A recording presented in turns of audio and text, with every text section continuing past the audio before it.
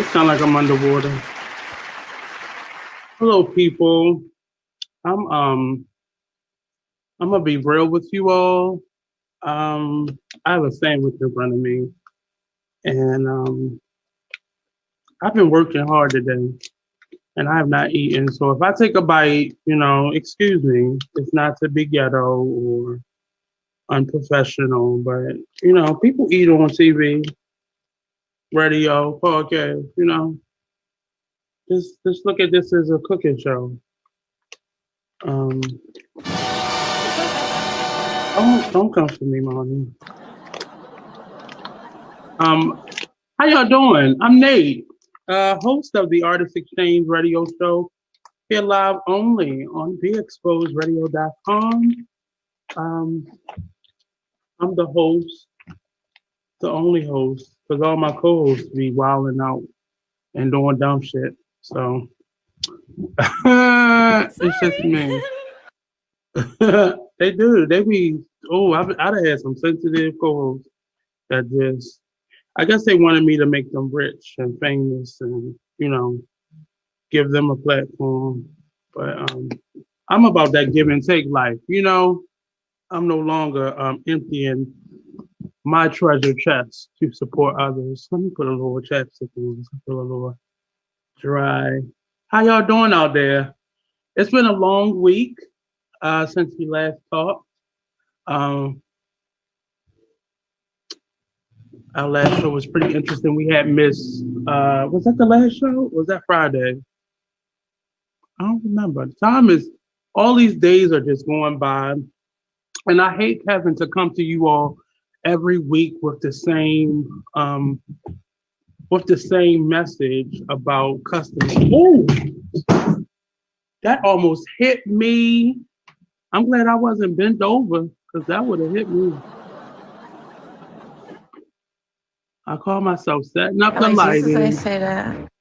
sort of it. I can't stand it. Setting up the lighting so I'll be ready today. But it's this one over here. I don't think this light likes me because it keeps hitting me. Um, but I'm trying to get this space together so I can, you know, do some more. And here's a big room, and I don't know who paints a floor white, but my floor is white. There's no carpet in this room, so I'm just, trying to figure out how to turn this into a studio, and like an art space. I'm bringing some of my artwork in here and hanging it up. What's up, Mervin? Hey, what's up? Did you see that? Did I see what? Is that Mervin, the writer? How you been, sir?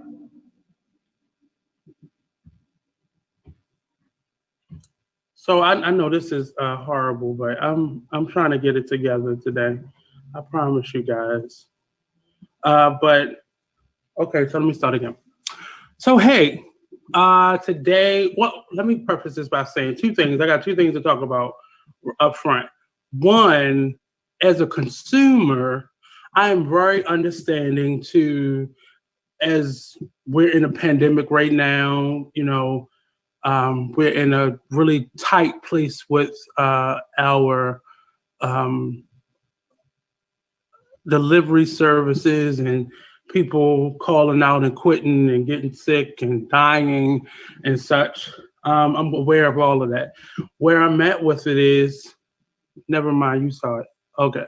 Okay. But as a consumer, I'm very patient. But when I know you're giving me BS, I become impatient. Can you hear me good, Marnie? Um, I'm I get very patient. I'm very patient, but my patience runs very thin when I feel like I'm being played or being um, ran around a bush. Every big company, whether it be FedEx or USPS or UPS or Amazon or so and so, for the most part, I've had a good experience with deliveries and things getting to me through deliveries. Okay, my patience level is a bit higher than probably the normal consumer because I have an online business that requires me to get people their orders. And I remember when I first started doing online sales, I wasn't used to the flow of it. I'm gonna have to get you on soon. If you want to come on, we're all digital right now. So I'm gonna have to get you on, Mervin, when you have some free time. Message me and let me know. Sir, let me tell you. Um yeah, hit me up. I want to bring you on, see what's been up with you, what's new, and all that jazz, sir. Yeah. So I'm gonna hit you up, Mervin. But my patience level, as I was saying, my patience level was so high because as a person who delivers packages to people from my business, my online business, I made mistakes in the beginning, so I normally have a lot of patience with people. But when you plan with me, and everything has become about this COVID-19, and you got to hit an automated message when you first call in, and then when you get to this person and that person, and I've worked in customer service. Teleservices as well, and I know how BS it could be behind the scenes, and you tell people what they want to hear just to get them off the phone or get the problem off, quickly done, so you're not on the phone that long. So I understand what that means to you know customer service and to the client. So I've been on both sides. Long story short, I'm just having the biggest issue with um like delivery, the actual delivery to the home. So I live in an area where um my block is west, and if you just cross the next intersection, the next street, it turns into east. So it's that close. And normally when you're that close in terms of two different um uh addresses, but they're the same address, but it's very close. So when you get that close in terms of numbering, and it's like an east or west or north or south, things can happen that just a mistake. Like your order could be sent, off, or the person who is sending your package omits the west or the east from your address. All that I understand. I get a little frustrated because most times I'm delivering something. It's not something like a pair of shoes or something that I want to, a household item or something. It's normally, something that I'm using for work. Well, yesterday, a package wasn't delivered to me, and I was patient. Went through the customer service, requested a new delivery because they don't automatically send it back out now. You got to call and request for it to be delivered out if it's a certain situation. And then today, mail was delivered.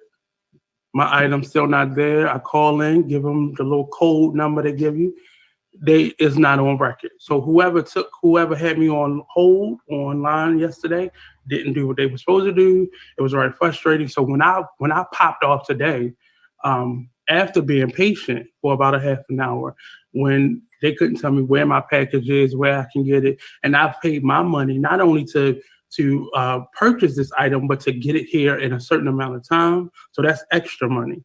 And I'm not wealthy. And I work hard for my coins. It was very frustrating. Just the customer service, just people not understanding how frustrated we are because we've paid for our items, but yet everything now is being blamed on COVID-19. Yet, I've been ordering my groceries, and I haven't really been ordering out. I had to stop that. I haven't done that in a week now because that was astronomical. But other than that, a lot of other things from other countries, other states, been getting here on time.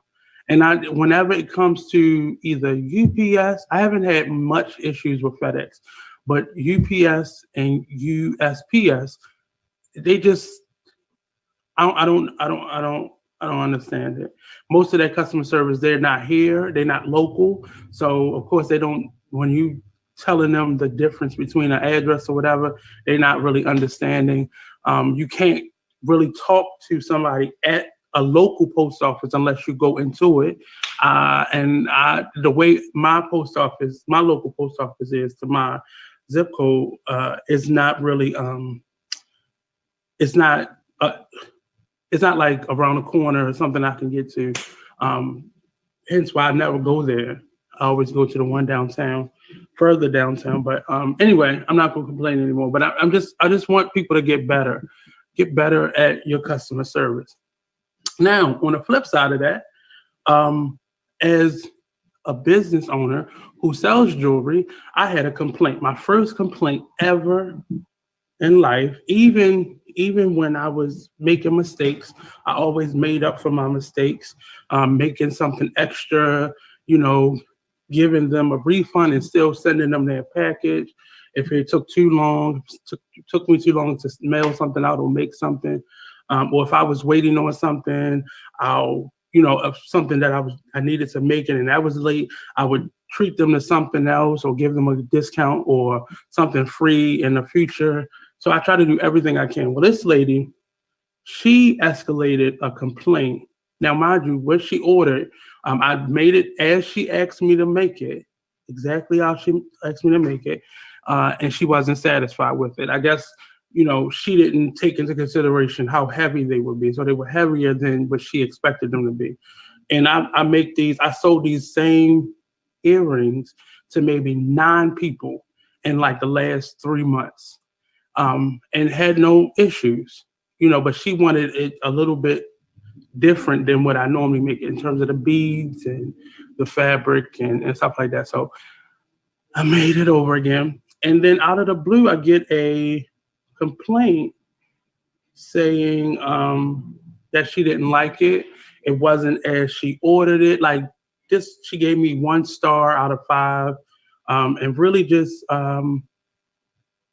she went off. She literally went off on me, and I was trying to be understanding. I was trying to be um, cooperative in terms of her messaging. So I messaged her back a message saying, being completely transparent. This is my business, and I would have appreciated if you contacted me first and let me know if you had any issues. If you do have any issues, I can definitely rectify that. But that 1 star, really reflects bad on the internet. Now that everybody's ordering everything online, now people go right to, what your ratings are and determine whether or not they're going to buy stuff. And I'm not, upset because I have so many other good stars, but it was just how she wrote it, as if I didn't do what she asked me to do. She basically, everything she asked me to do, she said I didn't do. And I'm very meticulous when it comes to making my jewelry. So I made it specifically to the specs that she asked me for, specifications that she needed. But her response to me was, I'm aware that this is your business. And she said she read my policy and understands that I have a no refund policy, but I will exchange or repair items that may have gotten broken. But it's at your expense that you send it back, and you have to pay for shipping. That's all I ask you to do. If you want to exchange, if you want something redone, you have to pay for the shipping, to me and from me. Um, uh, and she said I didn't say the product was bad. If you do not want criticism, then don't ask the customer for a review. And I understand her being frustrated. And I'm actually reading this part for the first time. You're not always going to get a rave review. It seems in my business, and I just have to accept the customer's review and do or don't make any changes to the way I work or my habits. She miswrote that, obviously, but it just frustrated me that not so much that she gave me a bad review, but before you even reached out to the company, because I don't mind going to customer service, but I'm not going to give anybody a bad review or bad mark if I haven't spoken to them or if I haven't done it. And I guess because it was my first time, it was a little jarring, but the way she wrote it, it was like I was horrible. It wasn't what she asked for. It was she didn't like it. She just went down the line. And I just wanted to speak on that because I do complain about other customer service. So I have to be transparent and when it comes back to me, also share that as well. But and I'm not perfect, but it was just, we're so used to now going to social media and just griping that we don't do the follow-up step. So I normally, once I bring it to my show, that means I've done everything that I could, everything that I knew how to rectify the situation. And when I don't get any response or you haven't helped me, then it's an issue. And yeah, so I'm over that. Oh, my earpiece came out. So I just had to get that out because that frustrated me today. I have a couple.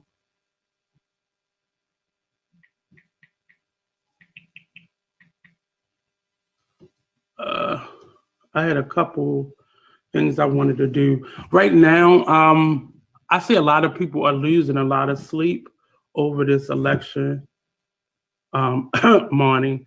And I'm very confident that we're going to get a win in the favor of Biden and Kamala. Why do I keep saying her name wrong? Kamala. But it's still a little stressful because I'm starting to see a lot of negativity online from people who do not want them to win. And I'm really concerned, as we've been talking about before, I'm concerned as to what will happen. Like, will we get retaliations? We've already seen, it's been a number of video clips of people being surrounded and verbally attacked by Trump supporters who are threatening to retaliate if he doesn't win.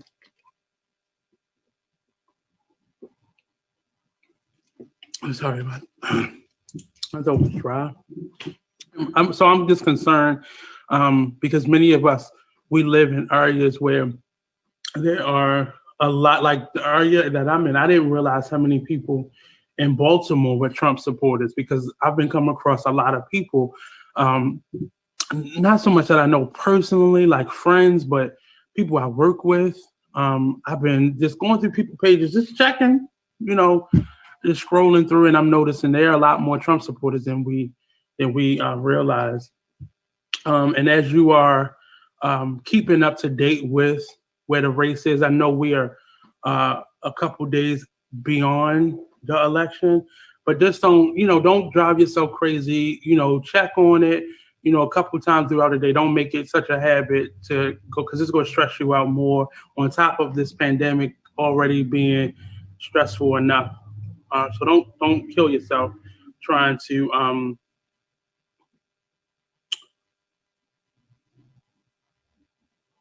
do this. So I have a couple articles that I wanted to go over. A management company that is owned by Jared Kushner files to evict hundreds of families as the moratorium expires. White House advises company Westminster Management and other landlords prepare to remove tenants behind on rent during the pandemic. Now, I'm trying to figure out like what can be done because a lot of people are out of work. I know personally a lot of auxiliary staff members and from the school system and resource teachers that were fired. It was over 400 that were fired in the course of a month from the school, and it was right after school had opened up, actually. So a little over 400 people were fired. I know from that. There were a lot of people that were still laid off at the end of the summer. People who were laid off before the summer started at the beginning of the pandemic that still have not been able to get back to work, that are still dependent on unemployment, which has for many people decreased, and not just from the based on the pandemic unemployment insurance. And people are trying to live and survive off of savings and, part-time gigs and such. There's been an increase in people who have been employed by Lyft and Uber and Instacart and Amazon. And I'm really concerned with where this country is going to go, and the fact that Biden is slated to win this election, based on the polls and the latest numbers and such. I'm just concerned about where we will go in the next couple months in terms of how people will get back on their feet. Which plan and strategy? I just want to keep saying Obama. What plans and strategies that Biden and Kamala have and turning this country around? And I just see us being in the same predicament that we were in the beginning of Obama's first term, and how rough it felt.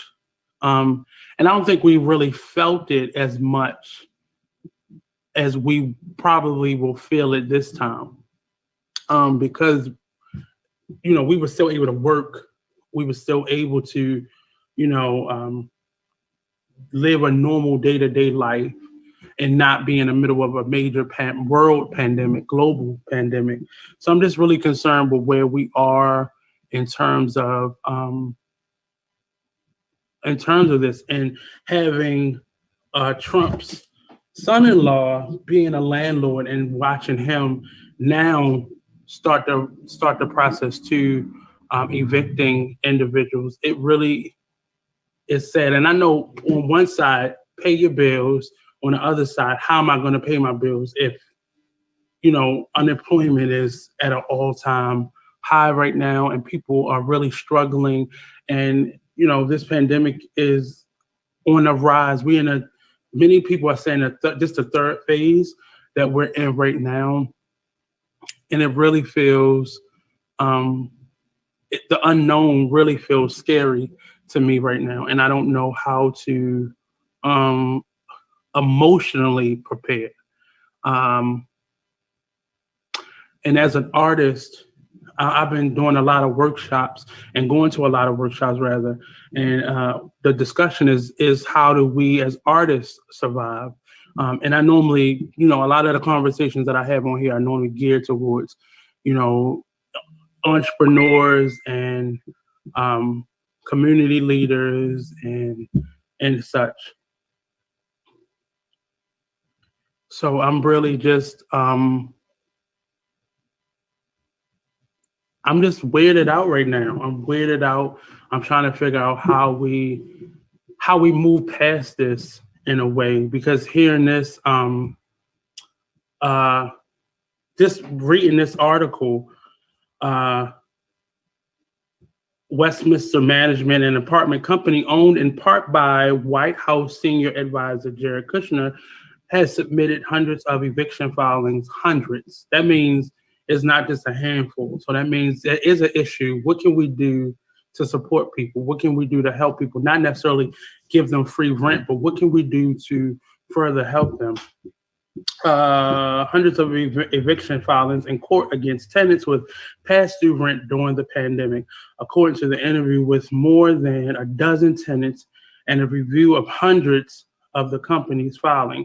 A state eviction moratorium currently bars Maryland courts from removing tenants from their homes, and a federal moratorium offers renters additional protection. But like other landlords around the country, Westminster has been sending letters to tenants threatening legal fees and then filing eviction notices in court, a first legal step towards removing tenants.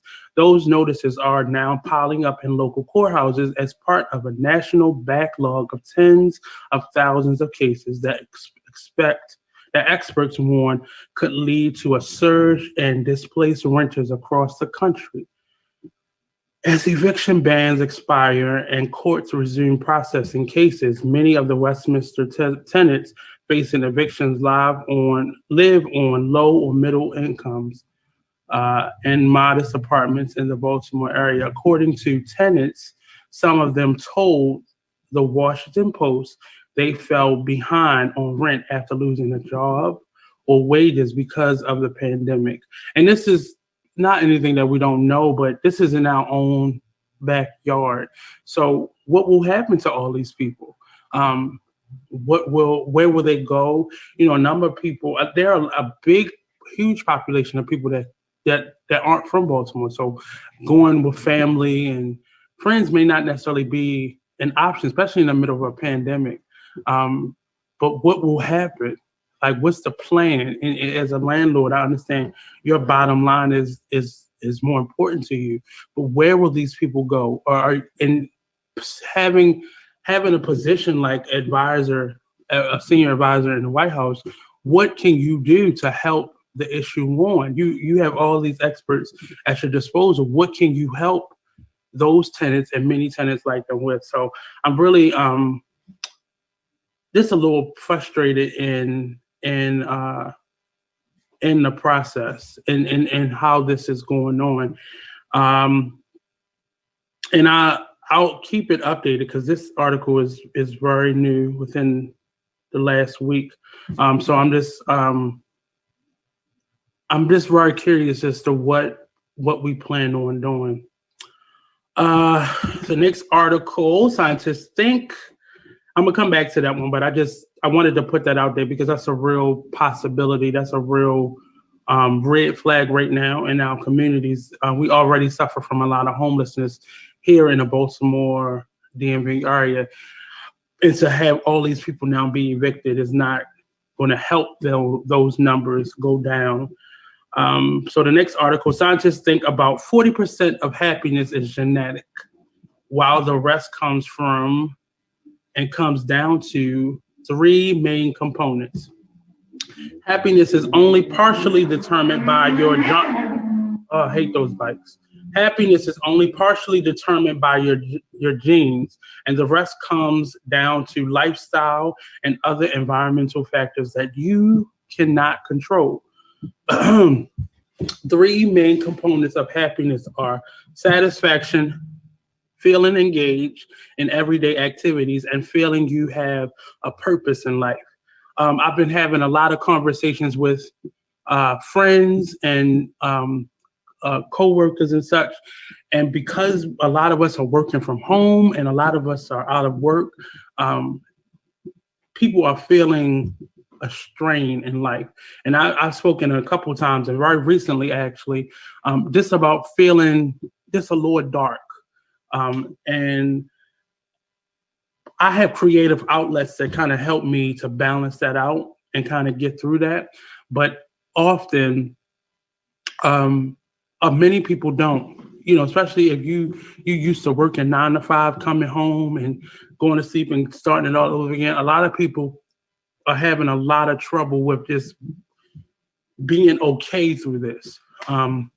There are proven ways to increase happiness, including volunteering and exercise and getting out into nature and having a spiritual practice, among other things. Some people seem to be born with a happier, carefree disposition than others. And research indicates that, yes, some of your sense of well-being may be in your genes, but only partially. So how you handle stress, how you handle depression, how you handle grief, and a number of factors that would make you unhappy, how you handle those things normally come from how you've been raised. And that's something right throughout this pandemic, something I've been working on, breaking a lot of, I wouldn't call them genetic issues, but just dealing with me. And that was the hardest part about going through this pandemic, dealing with me. I stay alone. I have my own place, so I stay alone. And I haven't had any company here in terms of like someone living with me.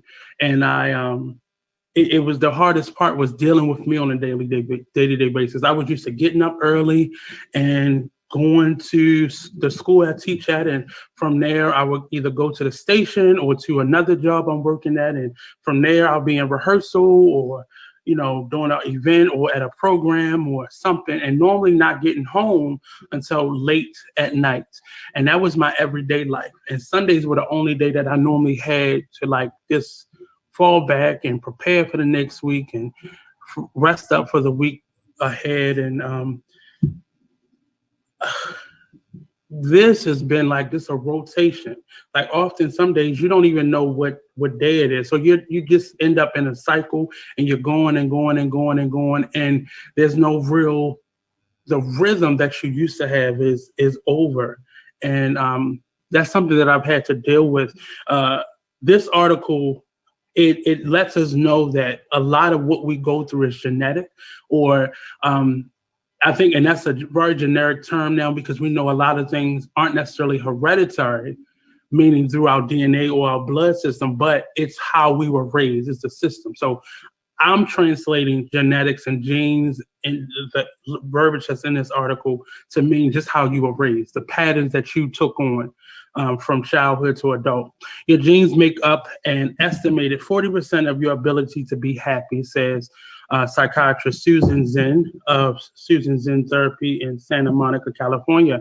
But that doesn't mean that if you weren't born with certain genes, you're destined to be unhappy. Zinn says that it's completely possible to rewire our brains from happiness because the other 60% of happiness comes down to lifestyle and other environmental factors like work, school, friendships, relationships.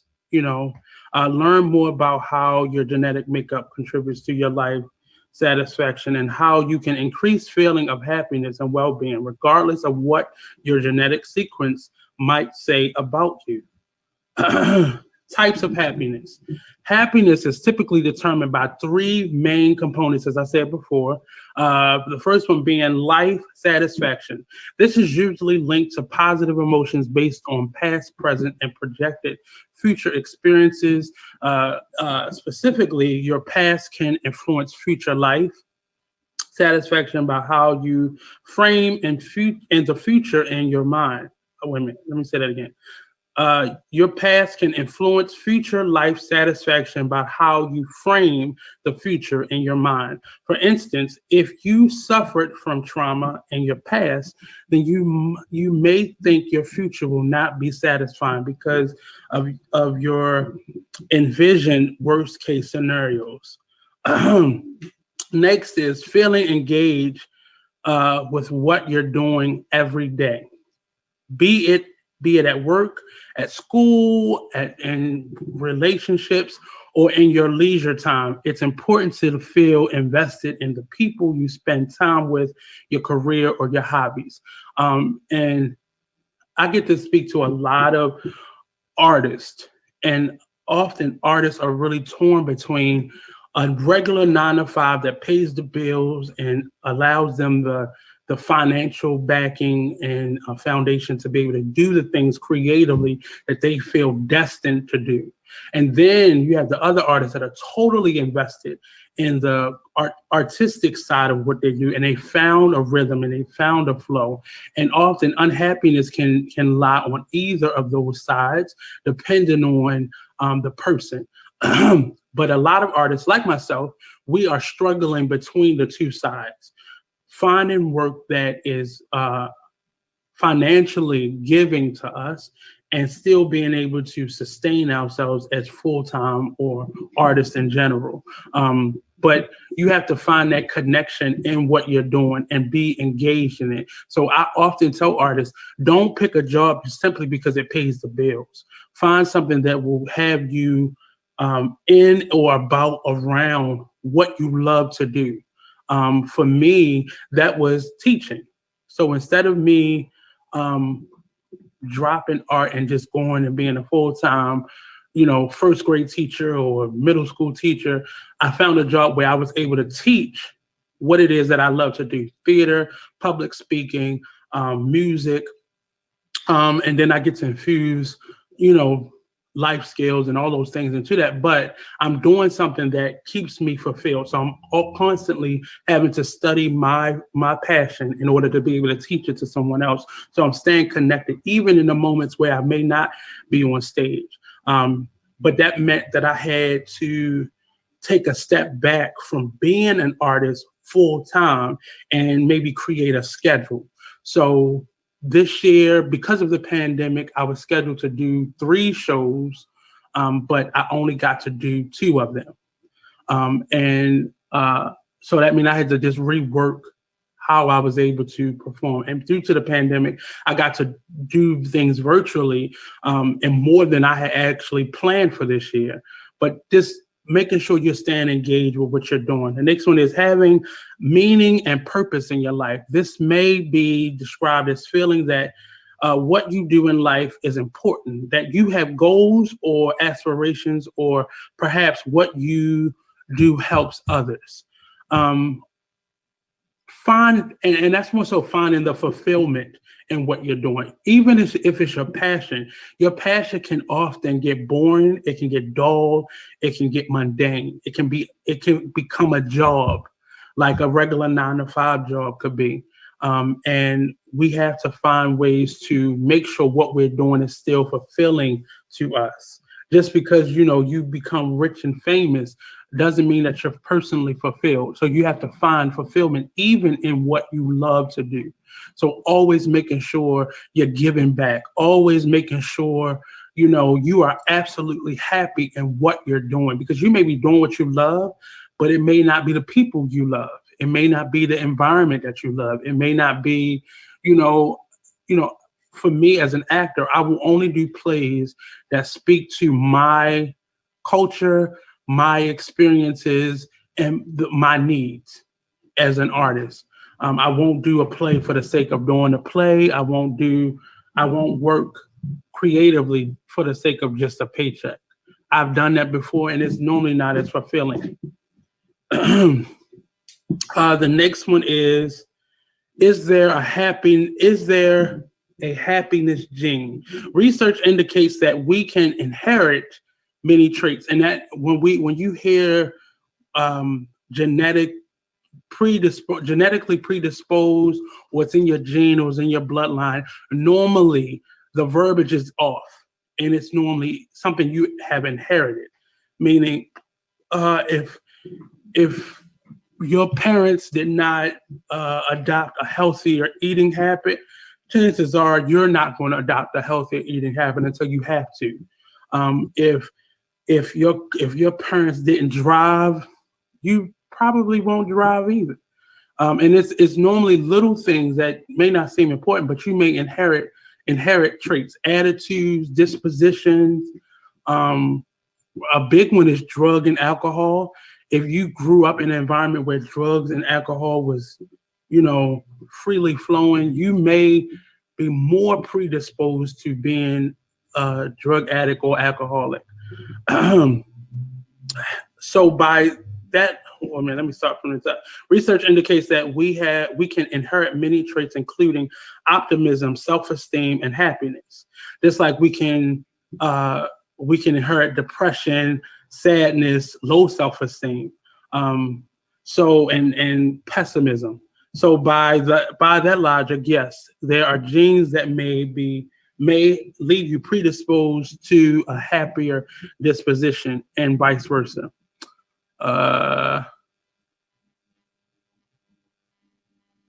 Can you learn to be happier?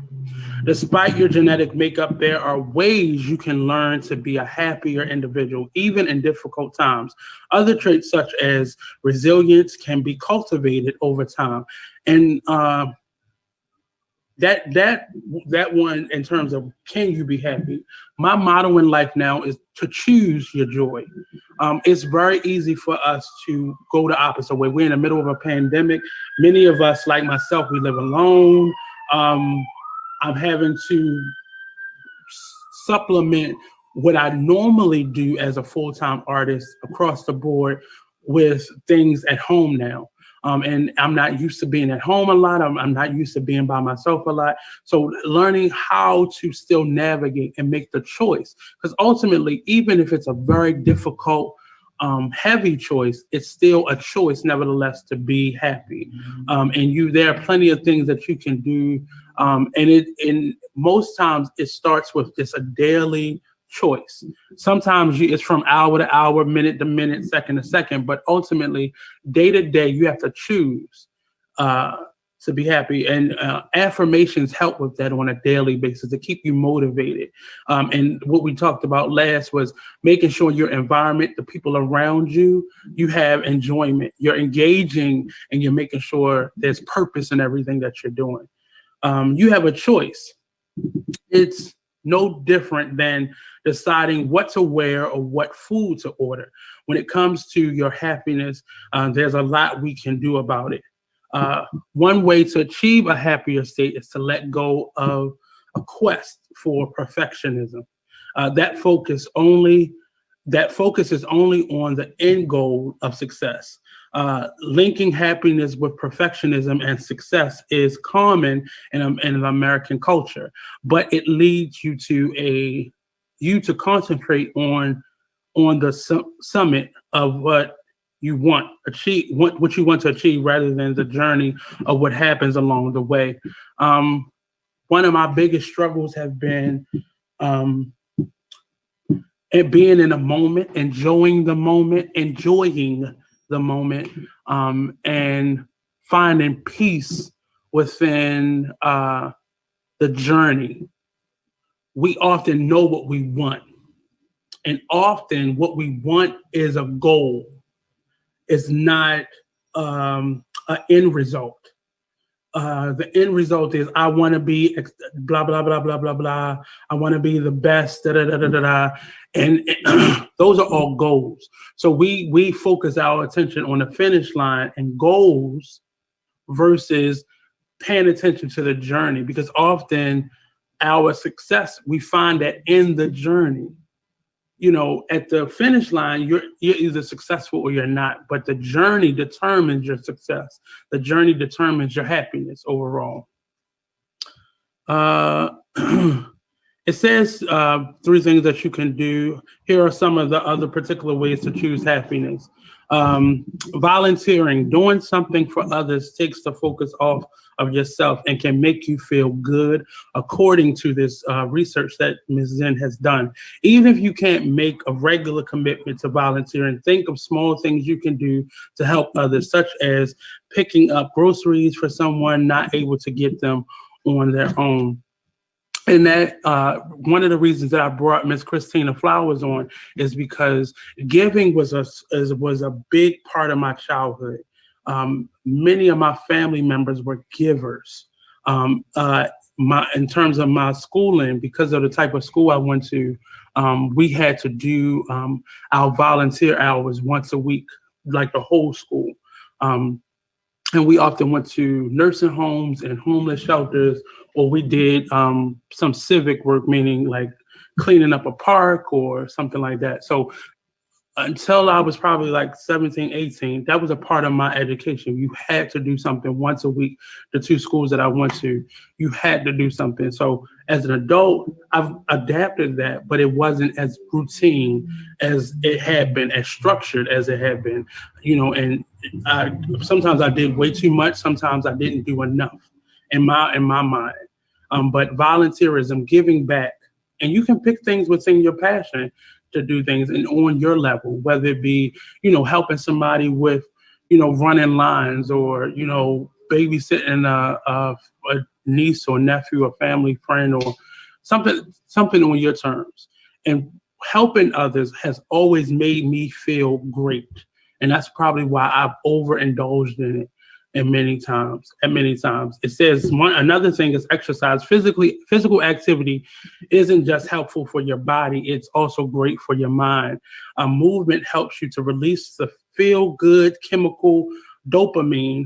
Current federal guidelines recommend 150 minutes of moderate physical activity a week. 150? Wow, that doesn't seem like a lot when I read it this way. Physical activity a week, which breaks down to 30 minutes, 5 days a week. And that's something right now, along with the second one, nutrition, the third one, I don't think, I've really put too much emphasis on exercise, especially like in my 20s or in my early 30s, I don't think I put as much emphasis because I was always active. So I think that's how I kept it. And it's literally been through this pandemic that I felt an actual change in my body. I've been feeling it for the last couple of years in doses, but it hasn't been until I've been very more sedentary and still in these last 8 months or so that I felt my body react to no activity or little to no activity. So I've been paying a lot more attention to, if it's something as simple as, walking around the block or just taking walking to a errand instead of getting in a car or something like that. Nutrition is the last one, and it says a healthy diet can have a huge effect on your self-confidence, health, and subsequently happiness. If you're wondering what type of food to eat, now I'm not going to give out this information because I think this is something that everybody should contact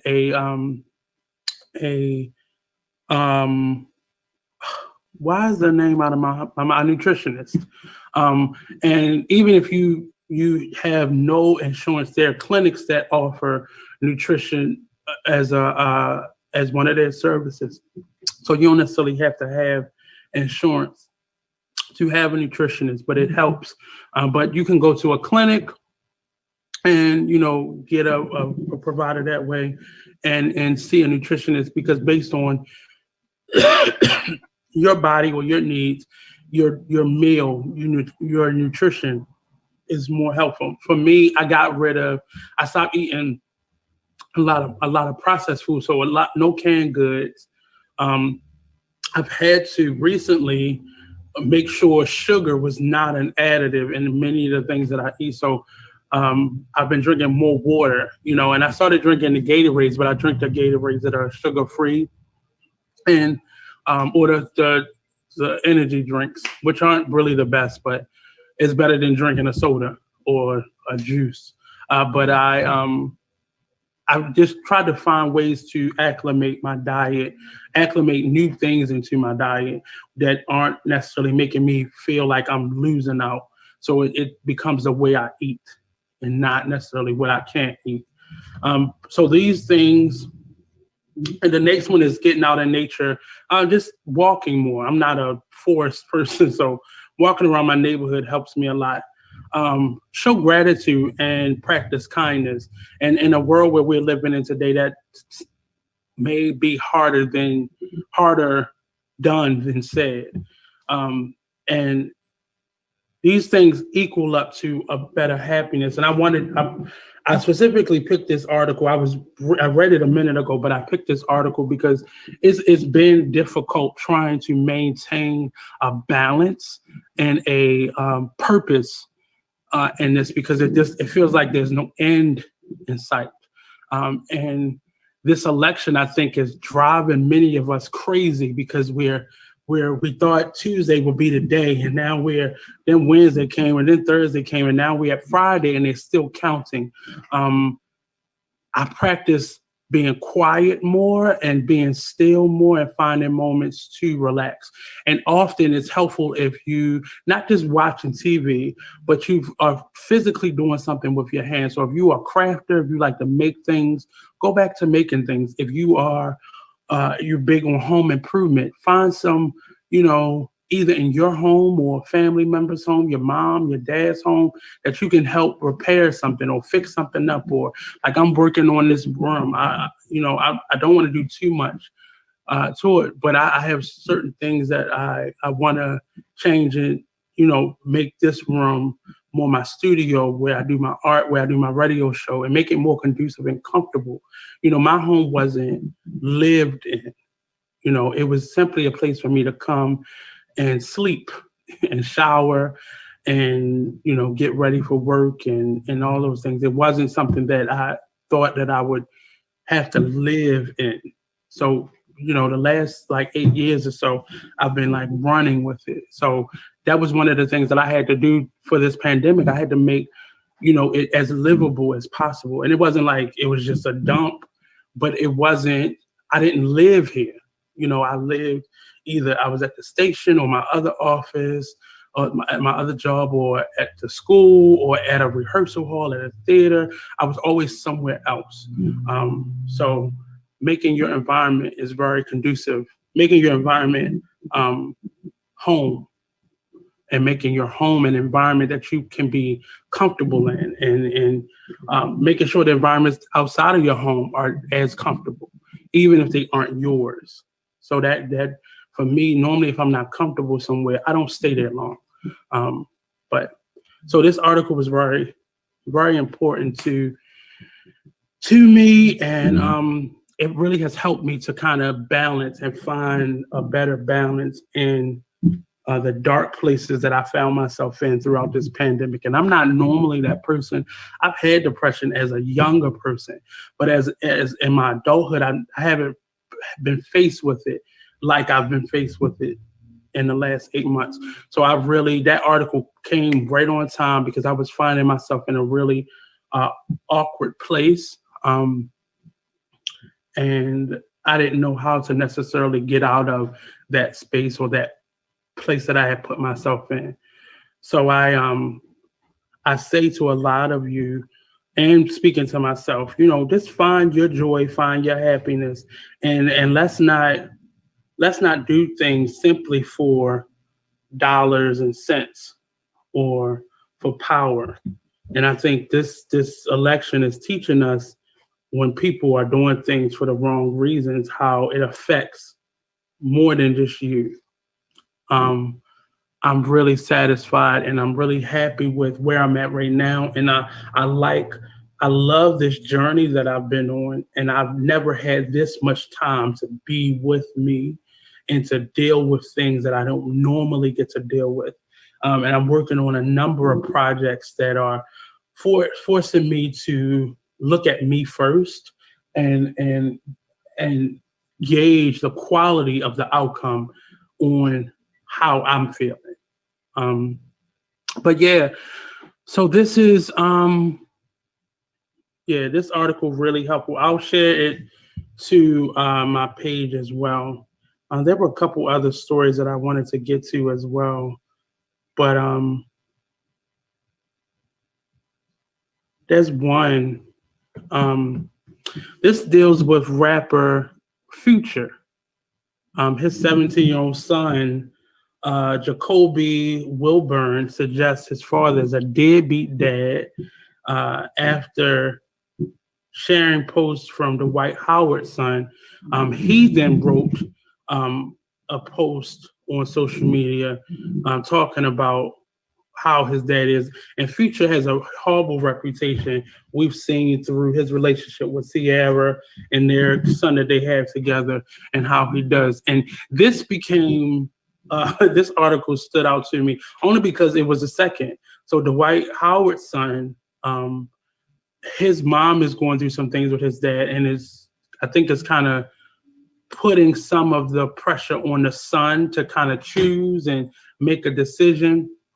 And then when I read this one, it becomes an issue. And I'm not saying all dads are deadbeats, but I think, and not even speaking directly on Future because I don't know him, but this spoke to me because I'm working on a book. And I'm at the phase where I'm kind of writing down and recalling a lot of anecdotes from childhood and life. And one of the common things, especially earlier on in life, and now I'm seeing certain behaviors that I've had as an adult connect to those moments as a child. And it's a relationship or lack thereof a relationship with my dad. And I think people overlook children a lot. And I don't think it's necessarily they think children are stronger than what they are. But I think people think children are resilient. Young people are allegedly more resilient than adults. So I think adults put a lot on children or around children or in their interactions with children or lack thereof, and chalk it up to he'll be okay. He'll grow past this. He really doesn't know what's going on, or she doesn't really know what's going on. And we put a lot on children that we don't realize they pick up and they begin to carry with them. And if you don't necessarily see them and see the reaction of them, see the reaction in their childhood, you may often see it play itself out in their adult life. And then by the time they become adults, many of us look at people as if, like, what's wrong with you? Who hurt you? Not realizing a lot of things that they experienced as children is now affecting them as adults.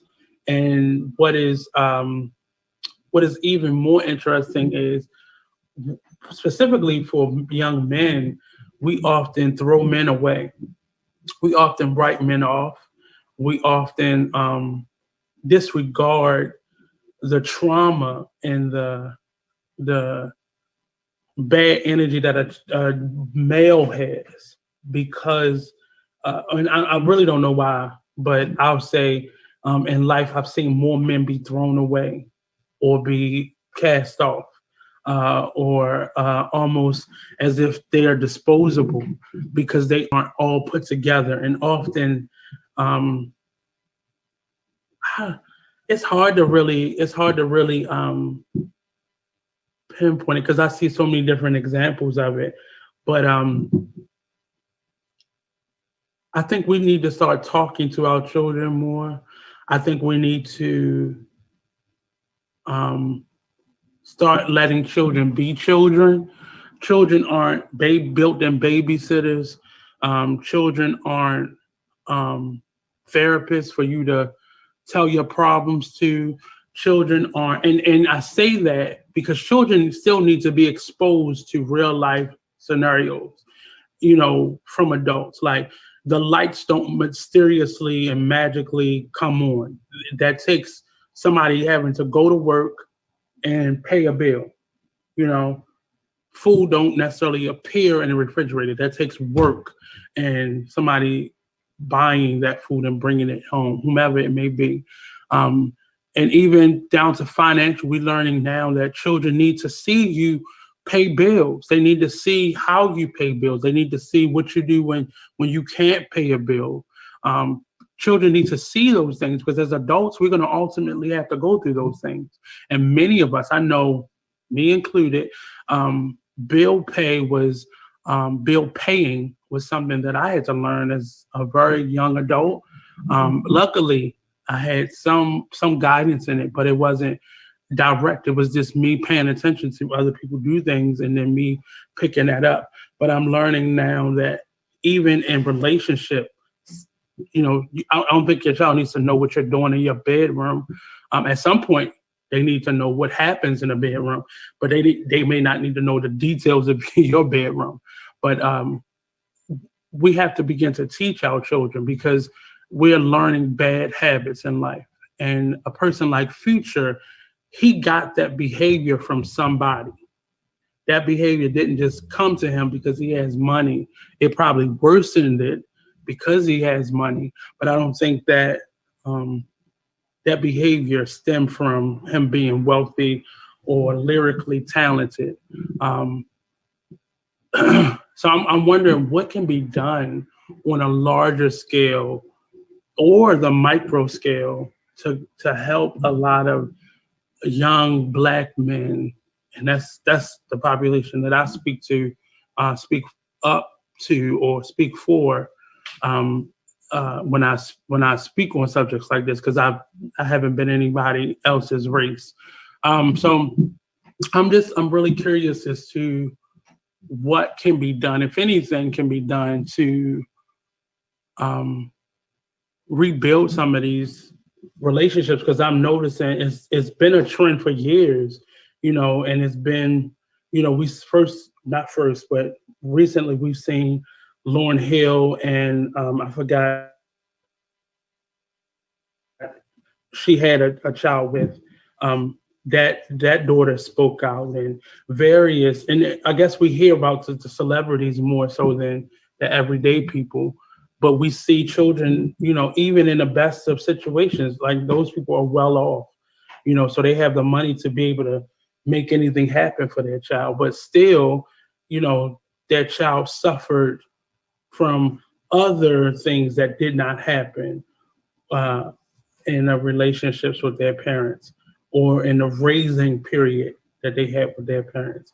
So it's something that I research a lot and try to figure out as an artist, how can I be helpful or how can I help people to um, tell their stories? Because that's ultimately the reason I decided to write a book, because there were a lot of things that a lot of situations that I was sitting on, a lot of things that I have been through that as I began to have conversations with other people, I I noticed I wasn't by myself, because often people stay stuck in a issue because they feel like they're alone in that issue. But I've gotten to meet a lot of people who have had similar experiences, and I've, even though a lot of those things that I've gotten to do, I was younger, I started younger, it didn't prevent me from still making mistakes because the problem was still there. Even though I got opportunities to talk about it, the problems or the reactions to the problems were still there. Or I still, fell into the space of going through it. But I'm very curious as to how people really feel, or how other people feel we can get through to people like Future, to let them know that they're doing more damage to their children. I was reading a article, an interview that 50 Cent had, and because of his relationship with his baby mother, he is now disowning his son, because his son is, they've been back and forth in the media, just like now Future's son and Dwight Howard's son. But I'm just wondering what can be done, if anything. What can we focus on? What can we do? Because this seems to be a problem, and these young men are growing up to be young, older men, and they're taking those problems with them.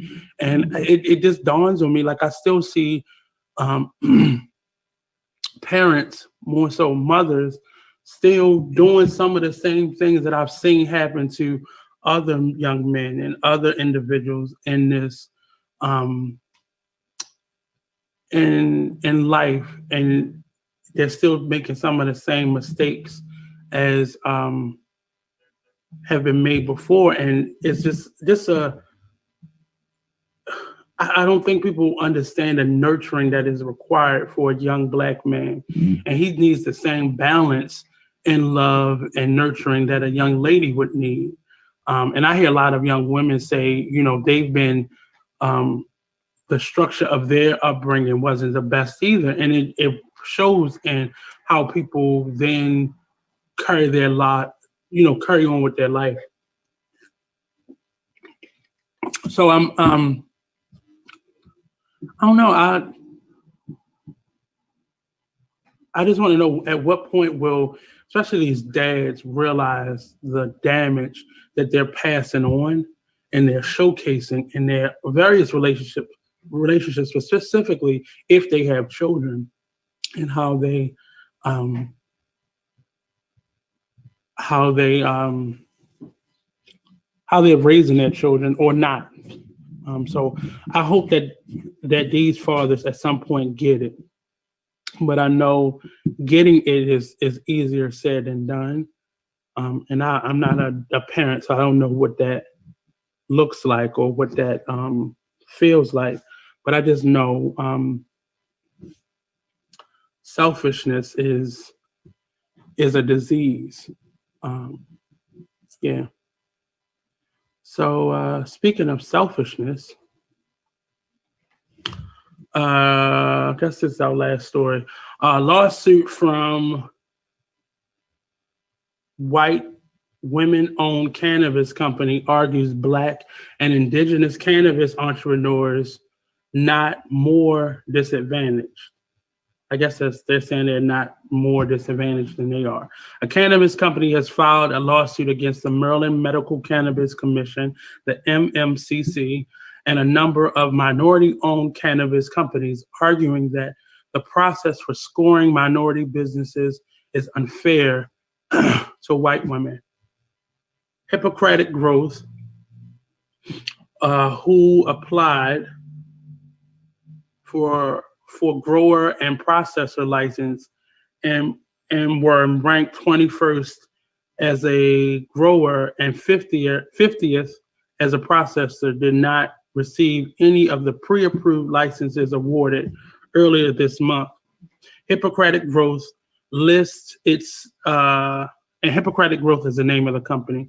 Hippocratic Growth lists its team on its website as Chief Executive Officer Ashley Colin, Chief Operating Officer Paige Collin. So Ashley Collin and Chief Operating Officer Paige Collin and Clinical Director Jamie L. Fleetwood, all are white women.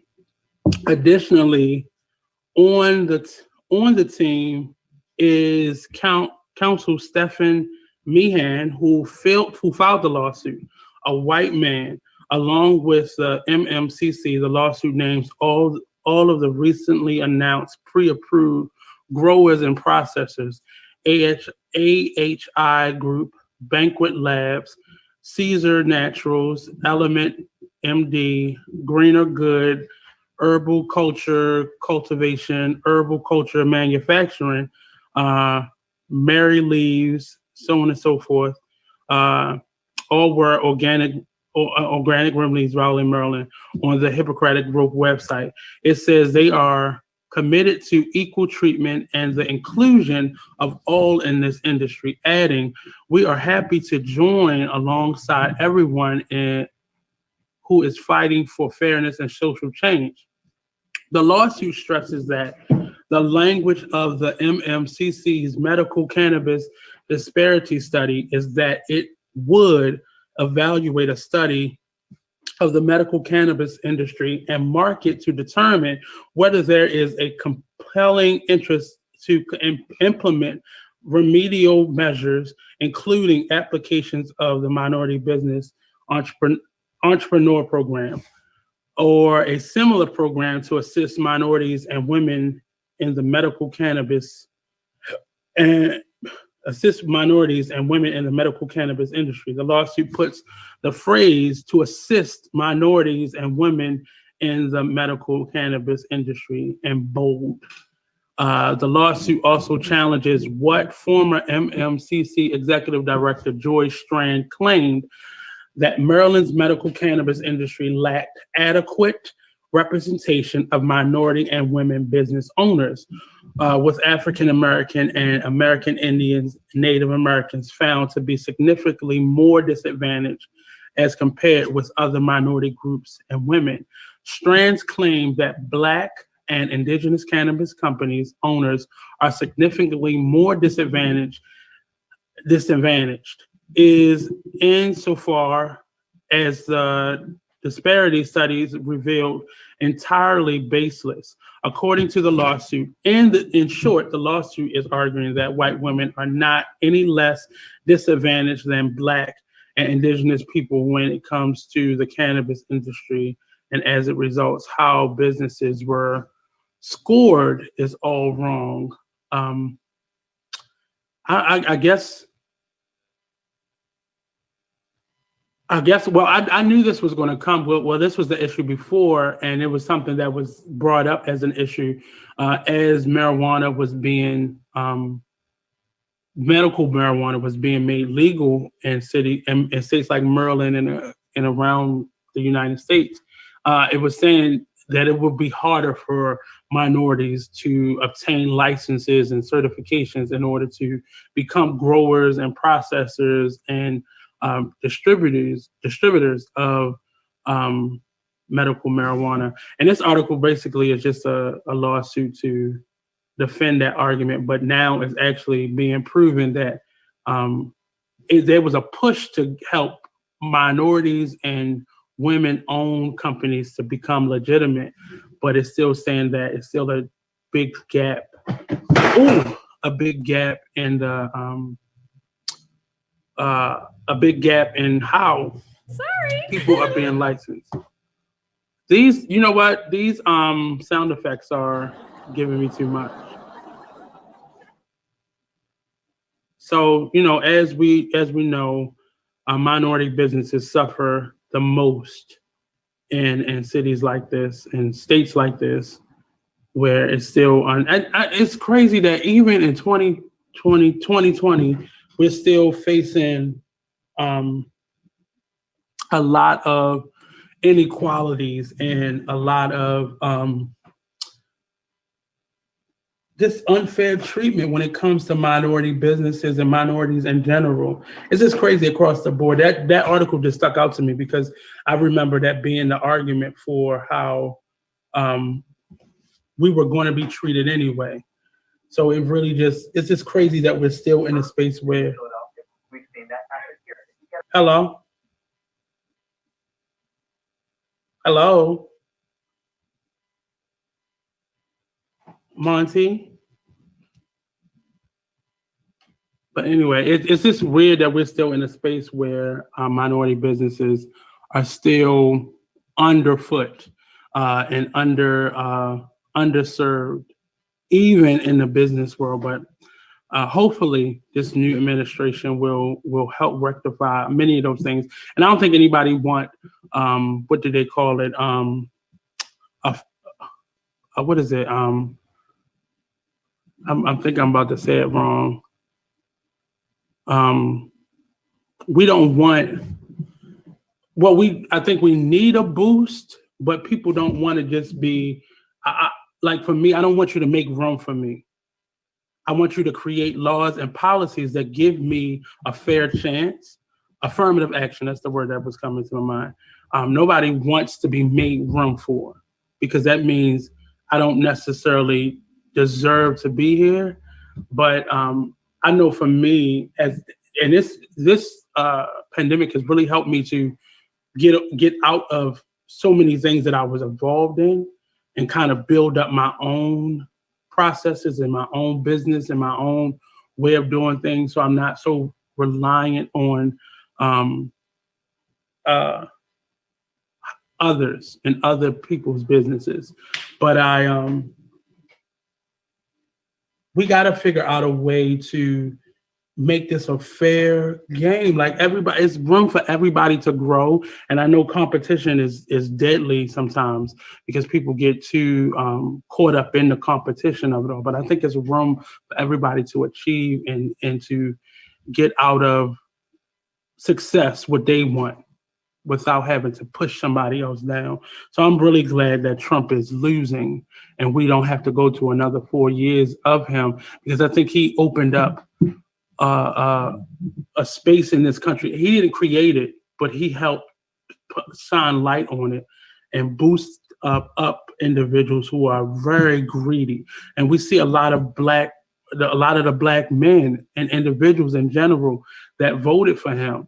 We see that level of greed in them, and we see that inability to support others and to play fair in them. That's why I can't fault certain ones that are rappers or individuals for choosing him because I know they were voting from their wallets and not from their heart or minds even. So that's kind of it in terms of stories. I just these were things that I've been reading, some articles that I've been reading, and I'm gonna try to incorporate more of articles. I don't want to do all articles like I did today, but I just want to and just incorporate more information. I don't want to just speak from feeling so much on here as to actually give information and actually kind of share the information that I've been going through. I want to. So a couple things that I'm working on right now. One, I said the book. I'm in a kind of a writer's block moment right now, so I'm working through that. But so next year the book should be available. So I'm aiming for May of spring, May of next year, 2021, for the book to be released. So look forward for that. And it'll be a collection of stories and um, um, think of, a book that it will allow you to be almost like a fly on a wall of a therapy session. And it's just me really getting through a lot of things and really getting a lot of things out and speaking on, experiences that I've had, experiences from people. It's not all about me. There is a lot of stories from people that I've come across, that I've talked to and gotten their permission, of course. But just a lot of experiences that I've had with others and with myself, and just a journey up until this point. I don't feel like this is my life story, but it's definitely something that I think we all need, that I want to contribute. Not that I think we all need it, but something that I want to contribute to, helping others who don't feel like they have a voice. Second, I'm trying out a new format for a podcast. It's called the Binge Worthy series, where we highlight and spotlight the historical, social, and social,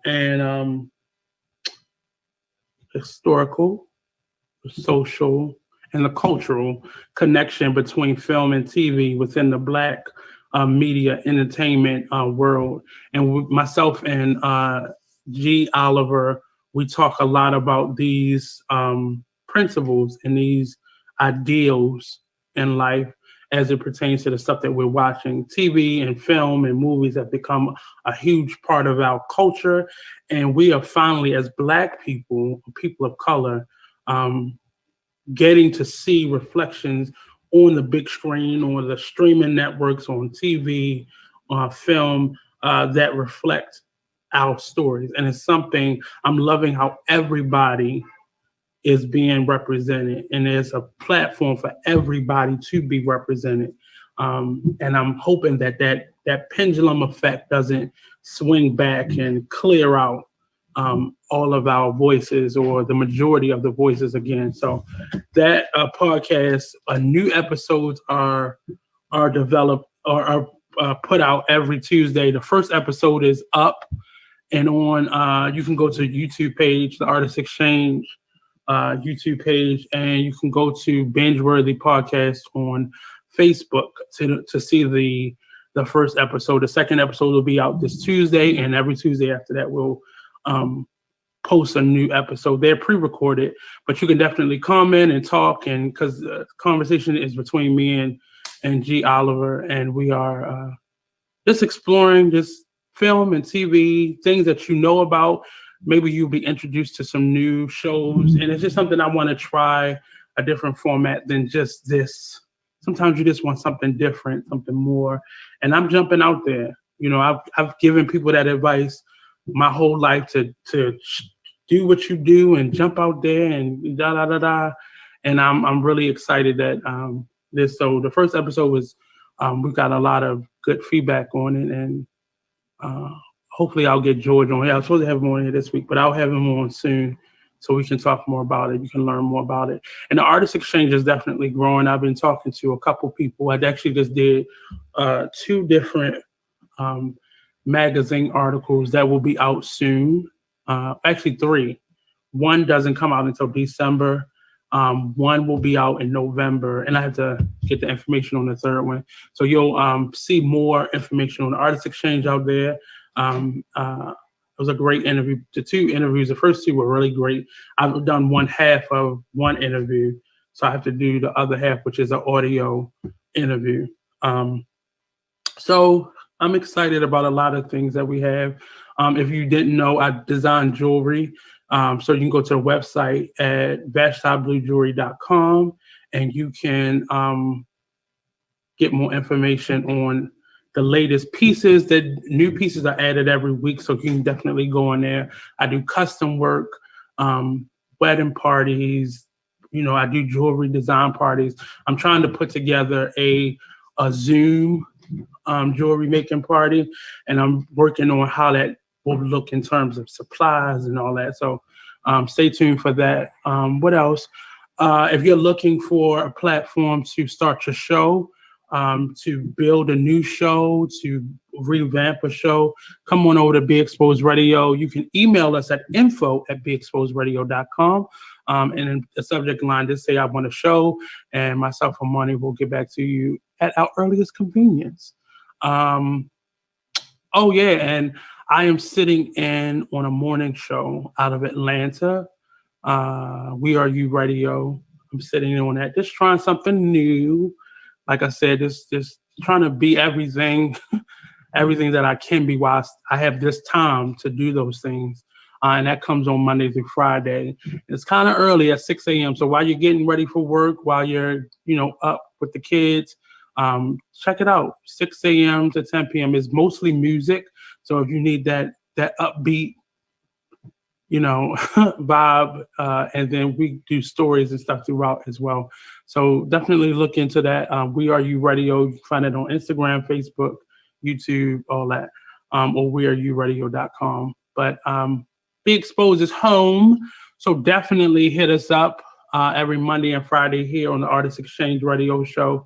And also, do we have the next show up is Cocktail Social tonight. And then we have, can I announce the other show? No? Not yet? Okay. But we'll have more information on some new shows that we have coming up. So we are all digital format, so you don't have to be in Maryland to start your show. So come on through. We are waiting for you. And yeah. What else did I wanted to say? I wanted to say something else tonight. I talked about the website, the shows, and what else?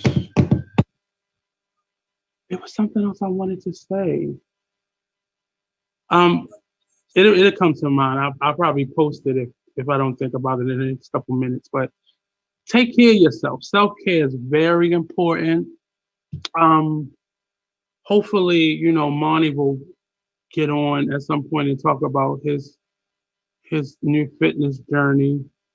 And I've been actually talking to a few trainers. So yeah, it's a lot getting older, because I'm not old. Monty's old. I'm just older. But just keeping yourself first. Huh? Now I was just saying you were older. But getting older is it's not a challenge, but it's more than I expected. So just treat yourself. Make sure you treat yourself. Make sure you're doing great things for yourself. Making sure you're jumping out there constantly. You're staying adventurous. You're staying open to new possibilities. You're not limiting yourself. You're pivoting as you need to pivot, and you're just enjoying yourself. Try something new every day, once a week. Communicate, engage, forgive, let go. Be you. Don't let anybody else determine who you are. And I have to say, and I've been hearing this a lot on other platforms, but I am just very thankful at the number of people who got out and voted. But as we can clearly see, voting day is not where it ends. It continues on beyond voting day. In 2 years, when the next election comes up and Governor Hogan is on the chopping block, and individuals like him, we got to get out and vote again. Do as much as you can do to keep your ear to the streets. I know a lot of people are busy and work a lot, but keep your ear to the streets. Stay as updated as we're staying for this current election results.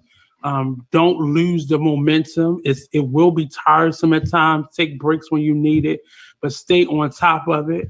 If you have children, make sure you are in the know with all the information that's going out. If you are an artist or entrepreneur, making sure you know the day-to-day business news that's coming up. Stay knowledgeable. Because in 2 years we have another election, and not just for the presidential election, but this will determine a lot, in the next 2 years, that what's going on. But just stay in the know, so when the next election come up, you're already up to date. You already know what's going on. You already know who's up for re-election. You're monitoring how people are. You're keeping people honest, and you're keeping their integrity up. We have a new mayor in the city now, Kwesi and Fume, individuals like that. They're Kamala, and by keeping them honest and keeping them on point with what they said they were going to do for us. And don't just let them do a job for you. Don't let them speak for you.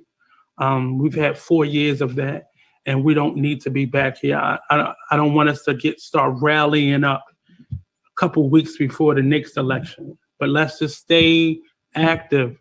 It's our civic responsibility to not only be knowledgeable of everything that's going on, but to be up to date with that knowledge.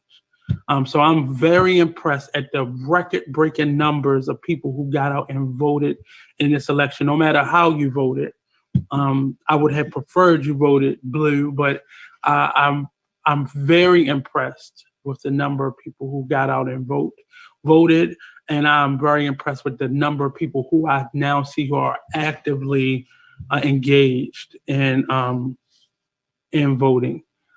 So this is my show for this evening. I'll be back on Monday. We have some good guests coming up. Ooh, I don't know what, you know what? This room is haunted. It is. I gotta get out of here. But that's been an Artist Exchange radio show. If you came in late, you can watch us on repeat on Facebook, on the Artist Exchange page or Big Exposed page, or YouTube on the Big Exposed radio page on YouTube. Don't forget, like, share, subscribe, comment, complain, talk back, all those things, because I wasn't following the show on our social platforms tonight. But peace out. I guess I'll see y'all in a few minutes on the Cocktail Social. Peace.